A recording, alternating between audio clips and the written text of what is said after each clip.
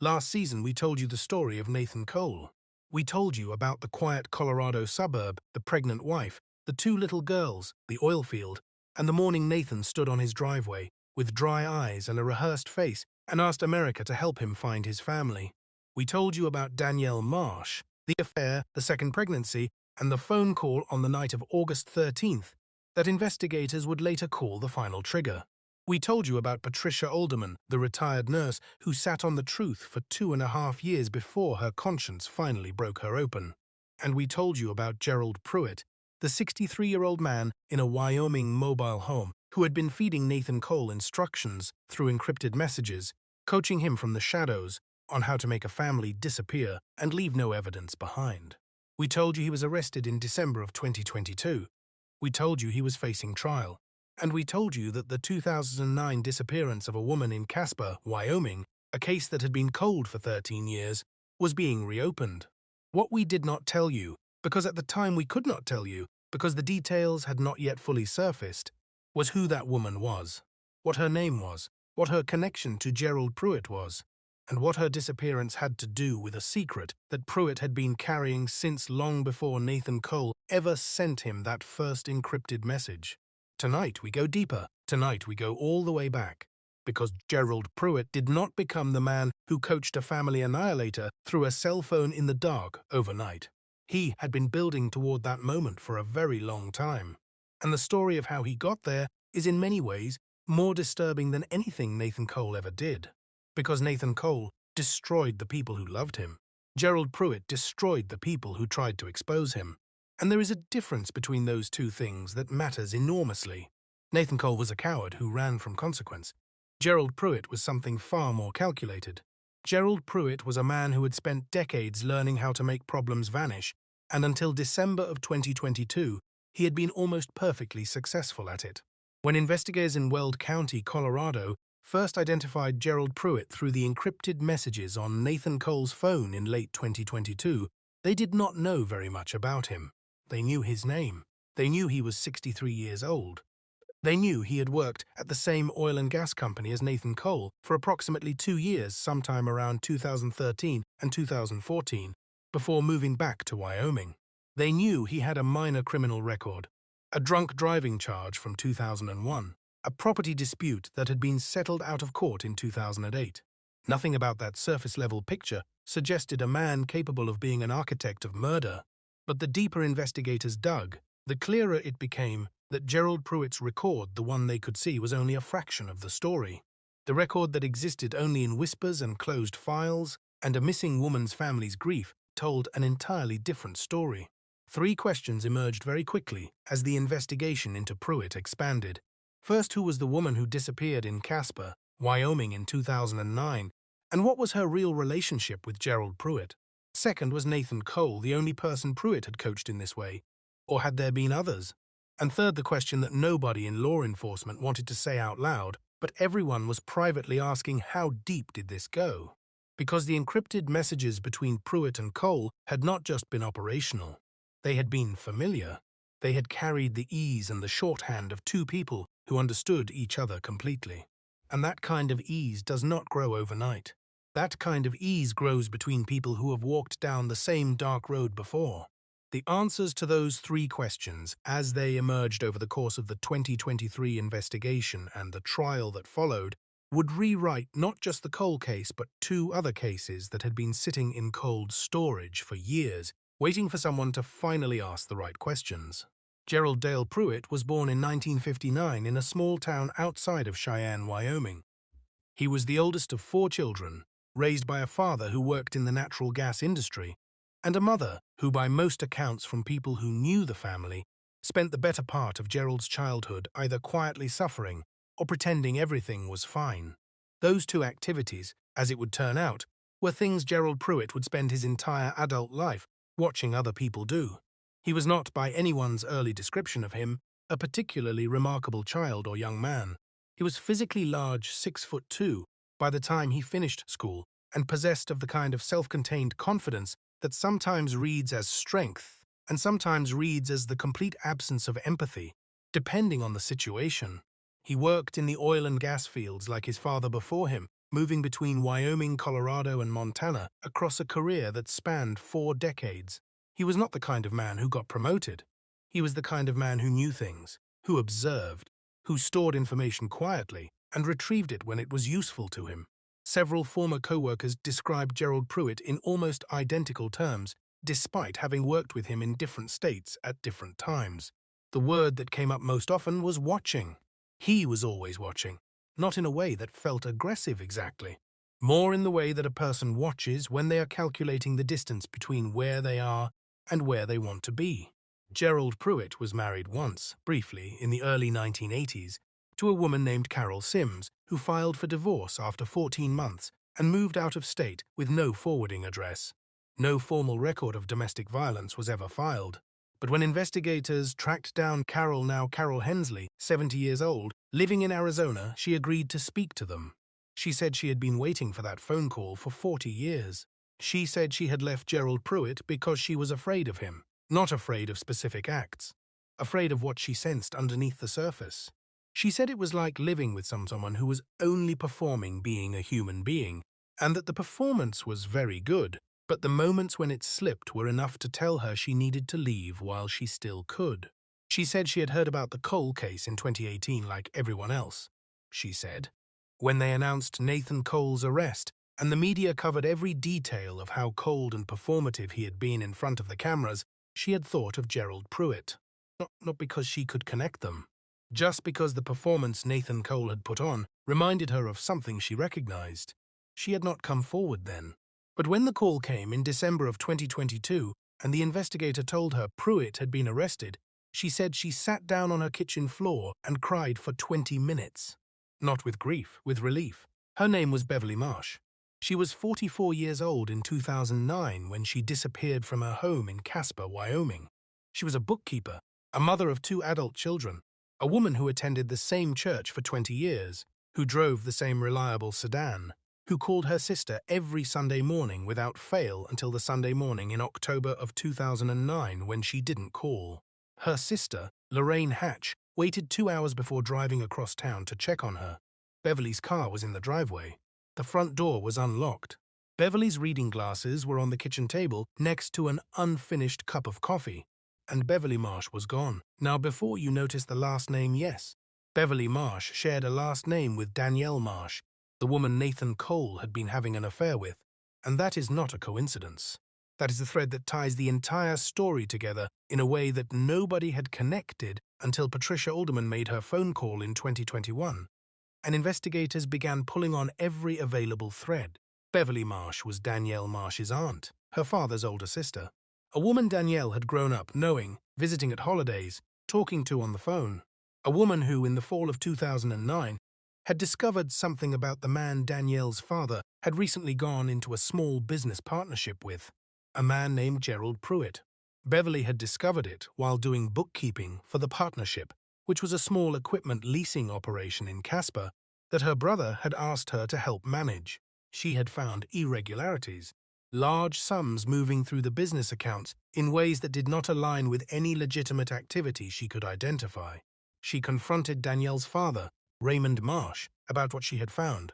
Raymond Marsh told her she was misreading the numbers and asked her to let it go.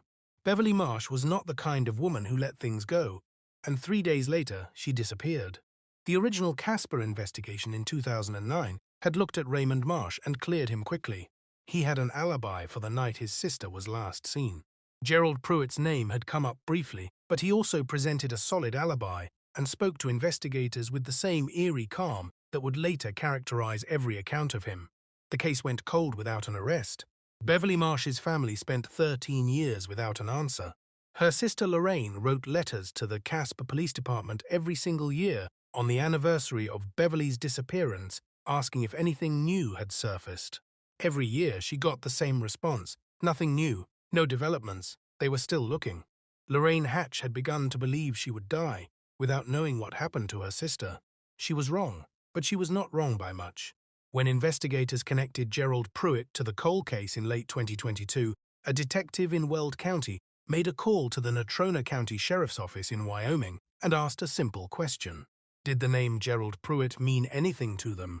It did not take long to find the connection to Beverly Marsh, and once they began looking at the 2009 investigation with the benefit of everything they now knew about Pruitt, a very different picture of what happened to Beverly Marsh began to emerge. One that was eventually confirmed by a piece of evidence sitting in a storage facility in Casper, Wyoming, for 13 years, waiting for someone with the right question to find it. The lead investigator on the Weld County side of the Pruitt case was a detective named Marcus Webb, 47 years old, 18 years on the job. Marcus Webb was not the kind of investigator who made noise. He was the kind of detective who sat in his truck at 7 in the morning, eating gas station coffee, and running through timelines in his head until something clicked. And something clicked for Marcus Webb in January of 2023, while going through the encrypted message logs between Nathan Cole and Gerald Pruitt for the 4th time. There were 41 encrypted messages exchanged between Nathan Cole and Gerald Pruitt in the 6 days before August 14, 2018. Investigators had catalogued the instructions Pruitt gave. They had noted the technical detail, the references to the oil field layout, the clinical language. But on his 4th pass, Marcus Webb noticed something investigators had not flagged as significant before. Message number 23. Sent by Pruitt on August 11th, 2 days before Sarah Cole came home from North Carolina. It said, "This is not the first time I've handled a situation like this. You won't be the first person I've helped." That sentence had been logged and moved past. But sitting in his truck in January of 2023, Marcus Webb read it again and realized something cold. Gerald Pruitt had done this before, which meant that somewhere in some file there was another family, another set of victims. Marcus Webb drove to Wyoming. He sat across from Gerald Pruitt in an interview room for 3 hours. Pruitt said almost nothing useful, but at the very end, as Webb gathered his notes to leave, Pruitt finally spoke. He said, "You should check the storage unit in Casper, Unit 114. The lease is in my sister's name. It's been paid through automatic withdrawal since 2010. There's a box in the back left corner underneath a tarp. I want to talk about a deal before you open it." Marcus Webb drove to Casper the next morning. Storage Unit 114 had been continuously rented since March of 2010, 5 months after Beverly Marsh disappeared. The lease was in the name of Pruitt's sister, Dorothy Cole, no relation to Nathan Cole, who told investigators she had never given her brother permission to use her name. In the back left corner of the unit, underneath a blue plastic tarp, investigators found a cardboard box. Inside the box were financial documents. There was also a notebook in Beverly Marsh's handwriting containing notes on financial discrepancies she had identified, including account numbers, transaction dates, and questions she had written in the margins. And underneath the notebook, wrapped in cloth, was a cell phone, Beverly Marsh's cell phone. The last text message on the phone, sent at 11:47 p.m. on the night she disappeared, was to her sister Lorraine. It said, "Something is wrong. I think Raymond and his partner know I've been looking at the accounts. I'm scared. If you don't hear from me by tomorrow morning, call the police." Lorraine Hatch did not see the message until the following morning. By then, Beverly Marsh was already gone. The recovery of that box changed everything about the Pruitt case. What had started as a conspiracy charge connected to the Cole killings now expanded dramatically. The financial documents, cross-referenced against business records, told a story of systematic fraud that had been running for at least 3 years before Beverly Marsh found it. Money had been funneled through shell accounts into private holdings controlled entirely by Pruitt. Raymond Marsh, Danielle Marsh's father, claimed he had not known the full extent of what Pruitt was doing. He said, Pruitt approached him in 2006 with what sounded like a legitimate investment opportunity and gradually made the structure of the partnership so complex that Raymond could no longer track where the money was going. He said, when Beverly came to him with concerns, he told her she was misreading the numbers because he himself was afraid. He said, he had spent 13 years convincing himself his sister had simply walked away from her life because the alternative was too impossible to accept. Gerald Pruitt went to trial in October of 2023 in Natrona County, Wyoming. He faced charges connected to the Cole killings, Beverly Marsh's murder, financial fraud, and evidence tampering. It became one of the most complex criminal trials Wyoming had seen in decades. Pruitt pleaded not guilty on all counts. His attorney argued the encrypted messages were merely advisory and that Pruitt had no knowledge his information would be used for criminal purposes. The prosecution argued that the evidence painted the portrait of a man who had spent decades developing a method for making inconvenient people disappear. The trial lasted 6 weeks. The turning point came during testimony from a digital forensics examiner named Dr. Alicia Fontaine. Dr. Fontaine's had spent 8 months reconstructing deleted data from Nathan Cole's encrypted messaging app. She recovered 19 additional messages that predated the August 2018 exchange by nearly a year. Those messages showed Nathan Cole had first reached out to Gerald Pruitt in September of 2017, almost a full year before the murders. At first, the conversations were emotional rather than operational.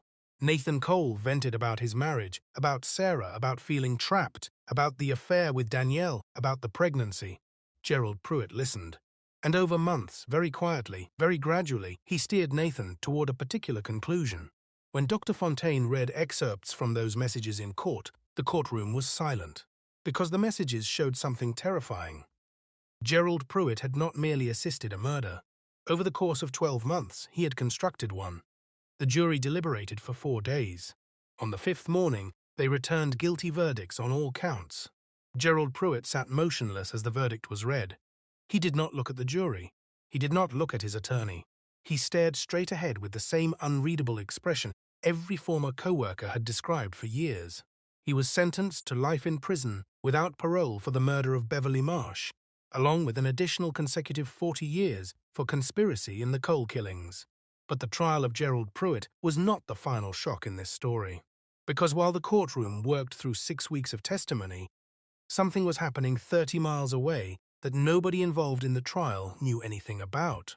Danielle Marsh had been living quietly in a small Wyoming town under a different name since 2022. She had relocated with help from a victims' advocacy organization. She had been receiving counseling, and she had been trying to build something resembling a normal life out of the wreckage Nathan Cole left behind. She testified at Pruitt's trial through a pre-recorded deposition with her face obscured and voice altered. But on the final day of Gerald Pruitt's trial, before the jury returned its verdict, Danielle Marsh walked into the Natrona County Courthouse unannounced and asked to speak to the prosecuting attorney. She handed over a sealed envelope. Inside was a letter addressed to Sarah Cole's parents, the families of Lily and Emma, and anyone who might one day read it and want to understand. In that letter, Danielle revealed something she had never told investigators. On the night of August 13, 2018, when she called Nathan Cole to tell him she was pregnant, Nathan's response had not been shock. It had been calm, almost matter-of-fact. He told her not to worry. He said he would figure everything out. For years, Danielle believed he meant he would leave Sarah and be with her. But over time, she realized what he had actually meant. Nathan Cole had already been speaking to Gerald Pruitt for 11 months. The phone call had not been the trigger. It had simply confirmed a plan already in motion. Danielle wrote that she now understood Nathan had used her love for him, her vulnerability, and her pregnancy as part of the story he told himself to justify what he did. She wrote that she was not asking for forgiveness. She was not asking for sympathy. She only wanted to be understood as something other than the other woman whose phone call ended 3 lives. She wrote that she had a 4-year-old son who did not know his father's name, and that one day she intended to tell him the truth so he could spend his life choosing to be something different. At the end of the letter, Danielle wrote Beverly Marsh's name, her aunt's name, the woman who had tried to expose Gerald Pruitt and paid for it with her life. She wrote that she hoped Beverly knew, in those final hours, that someone in the family would eventually uncover the truth, that she would not be forgotten, that the notebook she kept, the questions she wrote in the margins, and the final text she sent to her sister had mattered. Sarah Cole's mother, Margaret Jameson, later read the letter in the presence of a victim advocate. When she finished, she sat quietly for a moment. Then she said something the advocate later described as the most measured and human thing she had heard in 10 years working with victims' families. Margaret Jameson said, "Tell her I don't blame her. Tell her I hope her son is happy. And tell her that Sarah would have understood." Nathan Cole remains in a Wisconsin correctional facility where he has been held since December of 2018. He is now 39 years old. He will spend the rest of his life inside prison walls. Gerald Pruitt is serving his life sentence in a Wyoming state facility. He has not spoken publicly and has not appealed his conviction. Raymond Marsh pleaded guilty to fraud charges connected to the financial scheme and received 3 years probation. Beverly Marsh's remains have still not been found despite its extensive searches of properties connected to Pruitt in Wyoming and Colorado. Her case remains officially open. Lorraine Hatch attended every day of Gerald Pruitt's trial. On the day the verdict was read, she placed a single photograph of Beverly on the courthouse steps outside. In the photograph, Beverly is laughing at something outside the frame. She looks completely alive. And Danielle Marsh is somewhere in Wyoming raising her son and trying to build a life beyond something most people will never fully understand. She chose to cooperate. She chose to tell the truth. Those choices did not come early enough to save Sarah, Lily, Emma, or Beverly, but they helped close the circle around two men who built their lives on the belief that silence could last forever. They were wrong. The silence always breaks. It broke in a phone call from a retired nurse in 2021. It broke in a storage unit in Casper in 2023. It broke in a sealed letter handed to a prosecutor on the final day of a trial. It always breaks. Because the people who love the ones who were lost never stop asking questions. And that refusal to accept silence is the only thing standing between men like Gerald Pruitt and total darkness. This story is not finished, not yet, because something discovered during the Pruitt trial pointed investigators toward a direction nobody expected. Not Wyoming, not Colorado, but a city 3,000 miles away, and a man who had known Gerald Pruitt for 30 years. A man whose carefully built reputation made investigators question whether the financial trail could possibly be real. They checked the evidence again. It was real. That story is coming in Season 3. And if this season left you shaking your head, Season 3 will make you question everything you think you know about the people who smile the widest when the cameras are on them. Was justice served in Season 2? Gerald Pruitt will die in prison. Beverly Marsh's family finally has answers even without her body. But Beverly herself is still somewhere out there, in the Wyoming ground, waiting to be found. So what do you think? Was justice truly served? Subscribe to Betrayal Archive. Season 3 is coming. And trust us, you are not ready.